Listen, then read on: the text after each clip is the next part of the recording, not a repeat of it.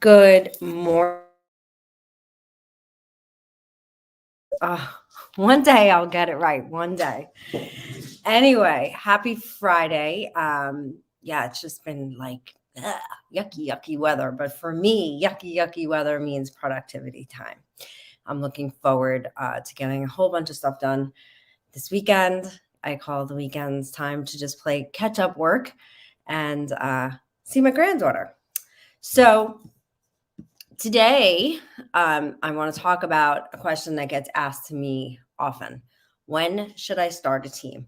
Or what I really should say is that everybody really comes and wants to start a team in what is my opinion, a little too early in the game. So, as far as a threshold, I think the safest threshold before you consider starting to build a team in real estate is about $10 million in production. And you also need to make sure that you have enough buyer leads. Buyer leads are a crucial component in building a real estate team. Typically, that's not necessarily always the case, but in a more traditional structure of a team. And that's the important thing too. When you sit down and you start to take a look at whether or not you should be building a team, you want to analyze your strengths and weaknesses and what avenues of revenue you're missing, and you want to hire to that opportunity. I always say a team should equal 1 + 1 = 3. And oftentimes, especially when someone builds a team too soon, it is 1 + 1 = half, not 2. It equals less profit. So you want to make sure that whatever you're doing, it's making you more profitable. You also have to understand what your profit is to begin with. You can't be considering building and adding to your book of business any more expenses. And that's what building a team is. It's adding to your expenses. And so you want to add to your expenses in a way that will result in more profit. So understanding your strengths and weaknesses and the opportunities, which are the avenues of income that you're not quite taking or getting the most of, right?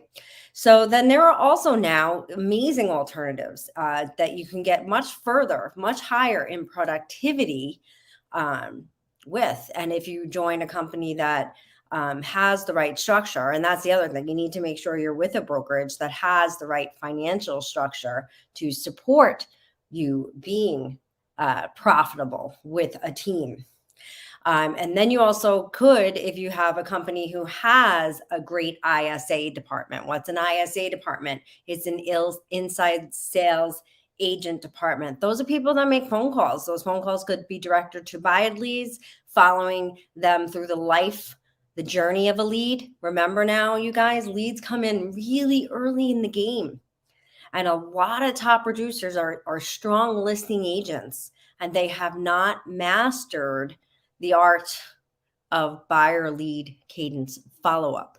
And it's an art because it takes a lot of patience and a lot of time. It could be years before a lead buys. Okay. They could be coming to you at any point in the process. I always say it could be a young couple just got engaged, and one of them has that dream of the Cape with the white picket fence, and they immediately go online and start looking, but they could be 5 years away from that being a reality and a financial reality for them.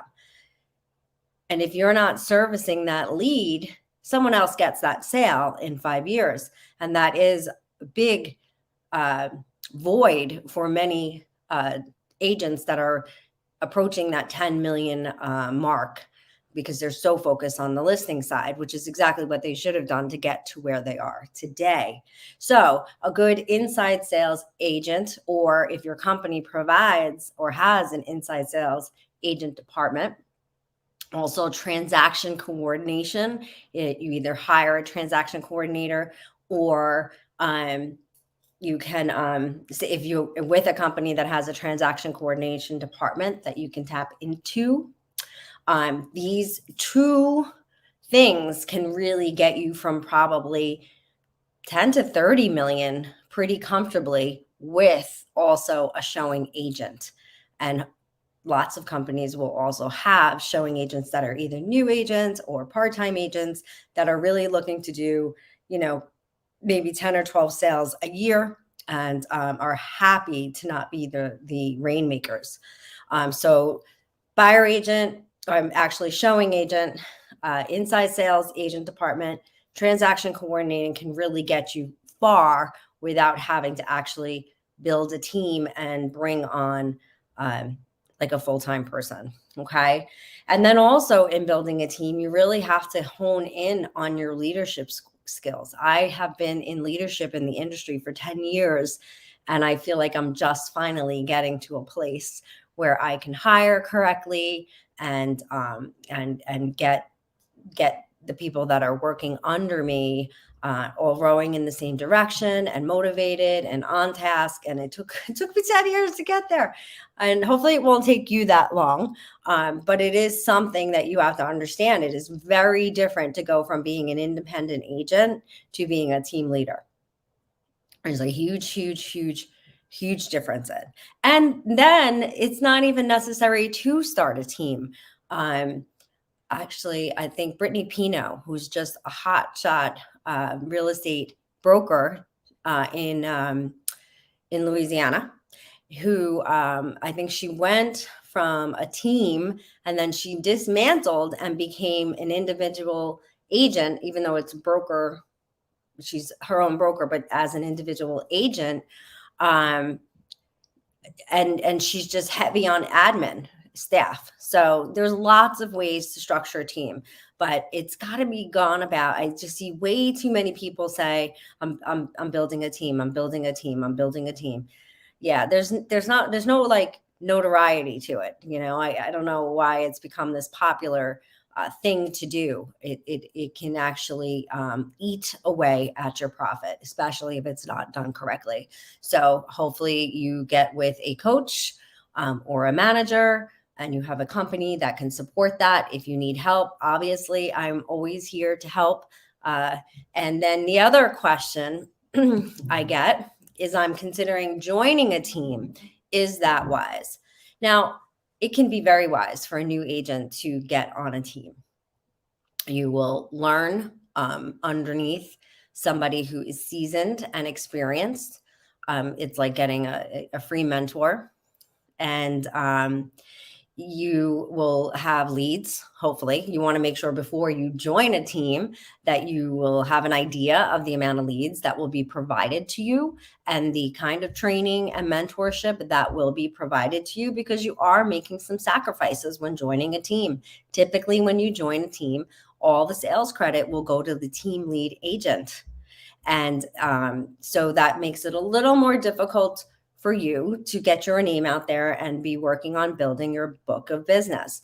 Now, not everybody wants to be a number one.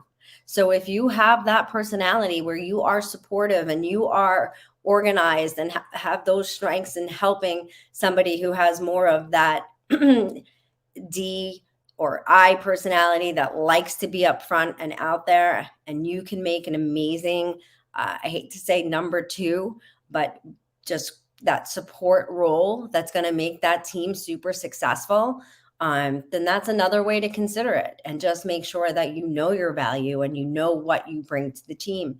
And then there could even be some experienced agents out there who just never really took off. That could be why, not everybody is meant to be out front and to be the voice and the face of everything. So that could be why you're struggling. So yeah, I do think joining a team can be an amazing thing for the right people at the right time. And I do think most of the time it is a good idea for a new agent. However, if you join a company like at J. Phillip Real Estate, we've been working on a lead funnel for about 6 months now, and we're not perfected yet, but we do have a bunch of leads coming in now. And so someone doesn't have to join a team. They can join the company and they can immediately start getting leads. And in the meantime, they have all the training, the support, and the coaching and the technology to start building their own business. So that's also an option. If you join a company that provides leads and still encourages you to build your own book of business, or if you have that other kind of personality where you really just want to show houses and you enjoy working with people, like so many people say, being on company leads might also be a good choice for you. So as always, thank you for joining me. And if there is anything that I can help you with to be more successful in real estate, shoot me a message. Also, I would love for you to pop down your ideas below on what you think about joining a team and or building a team and your personal experiences. I'd love to hear it. I am here and I want to help you work through to break through. Have a great week, you guys.